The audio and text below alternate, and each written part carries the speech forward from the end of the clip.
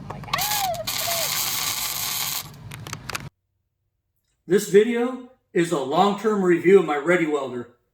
Back before this, back in the day, I used to carry a few sticks of 6011 welding rod in my toolbox, and by pulling a couple of batteries out on the trail and collecting a couple sets of jumper cables, we could do some crude welding in a pinch, and that saved our ass lots of times. But as trails got harder and rigs got bigger and 42-inch tires became the new 35-inch tires, stuff started breaking a lot more, and I needed a different welding solution for the trail at that point. I looked at making an onboard welder, but I have 2 or 3 4x4s at any given time. I have 2 Jeeps sitting in my driveway, a rock buggy. At any given time, I've got a lot of 4x4s, and I didn't want to have to put an onboard welder in every single one of them. I wanted a more portable solution for my welding needs. And something I could put in any vehicle on any trip, regardless of what I happen to be driving or riding in. That's when I took a serious look at the Ready Welder. The Ready Welder is a portable wire feed spool gun kit that comes in a handy travel case. All you need for any trail repair with this kit is 2 good batteries. The Ready Welder uses common Tweco consumables available at any welding supply store. On the trail, you'll be using flux core wire and set up the batteries on this for direct current electrode negative. And the whole kit is small enough to throw in the back of your Jeep or to stow behind the seat in my rock buggy. It's a really convenient package and actually does a lot. I bought my Ready Welder back in 2008, and I've used it regularly for the last 11 years. The model I bought is the Ready Welder 2, model number 10,000 CS. I bought this model for 2 reasons. And by the way, the CS stands for cold switch. First of all, this model is primarily set up for flux core welding.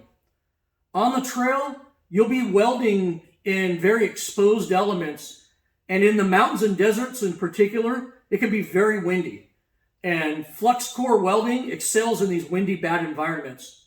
Also, trail repairs offer little opportunity to clean up and prep material before welding, and flux core welding is less sensitive to sloppy prep work, which you usually see on the trail. The second reason I bought this model is because it has the cold switch with this kit, which cuts off power to the tip when wire isn't being fed. The cold switch is a lifesaver when you need to weave your hands through suspension components to put down a weld. At the end of the day, the cold switch is a safer and better option to have. With 2 good 12-volt batteries, the Ready Welder burns nice and hot. It easily welds 1/2-inch steel in a single pass, and if you're not careful, it can easily blow right through 1/4-inch steel. It's best to test this thing out in the garage before you need it on the trail. Most good trail repairs, you're going to need to turn down the feed speed on the low side and do faster passes than you would with a regular MIG machine. Like I said, this thing does burn hot. These welders are actually built super tough and handle the elements well. I've used this in everything from rain to dust storms from the last 11 years. The U.S. Army actually carries these Ready Welders in Humvees and tanks to do emergency repairs in the field. That alone should tell you how tough these units are. My Ready Welder gets a lot of use, especially when my club does big Jeep runs. On a Rubicon run a couple years ago, we went through 2 spools of wire on that trail, fixing everything from spring shackles to track bar brackets to tie rods, even a steering box, and we had to repair a huge job on that run when a guy spun his front axle and broke off the upper control arm mounts. And, this fixed it. He finished the trail.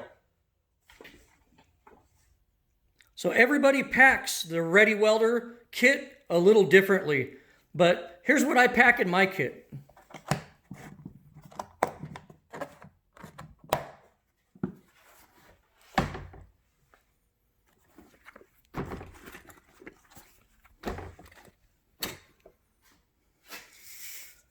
You know, in addition to the spool gun and all the accessories, I always pack spare consumables. You're going to need those.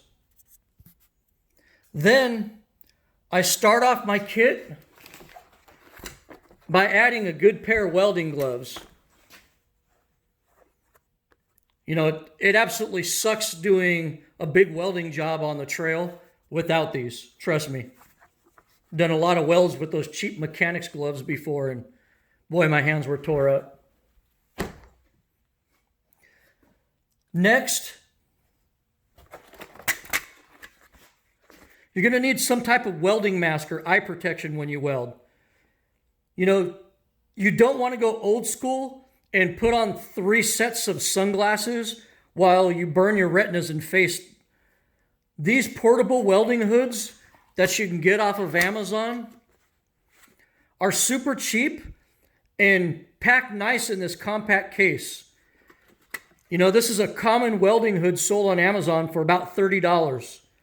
It has a nice leather hood with a nice solar-powered auto-darkening lens on it. I bought this one 5 years ago, and it still works great today. Before you go on your trip, put this out in the sun for a day or so and get it all charged up, and it'll be there for you on the trail. I also add a chipping hammer and a wire brush to my kit for cleaning up slag after the weld. Also add a pair of wire cutters in there to trim the wire.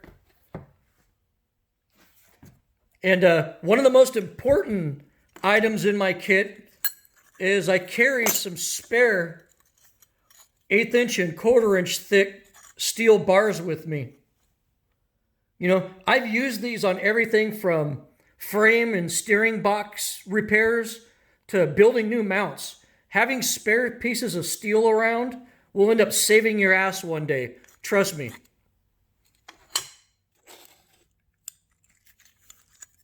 Also, in addition to the steel bar stock, I also pack a couple of eye mounts in the kit. You know, these can be used to weld on makeshift shock mounts, track bar, or steering ram mounts, you know, if you're sheer off on the trail. And lastly, I know it's down here deep in the kit, I carry a nice big-ass clamp with me so I can put stuff together while I weld. If you're doing the job alone on the trail and you don't have somebody to hold pieces for you while you do some welding, this is an absolute lifesaver. And all of this stuff fits in this suitcase.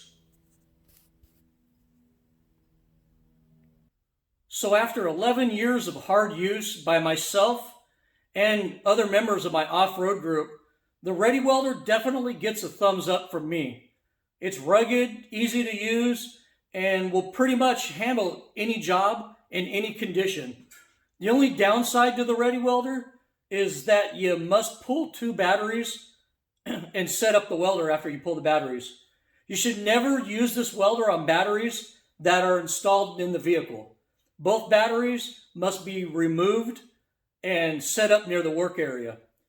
The advantage to the Ready Welder is that you get a full-featured spool gun that fits in a small case, can be transported in any vehicle, and can be used anywhere. Well, I hope you liked watching this video and found it informative.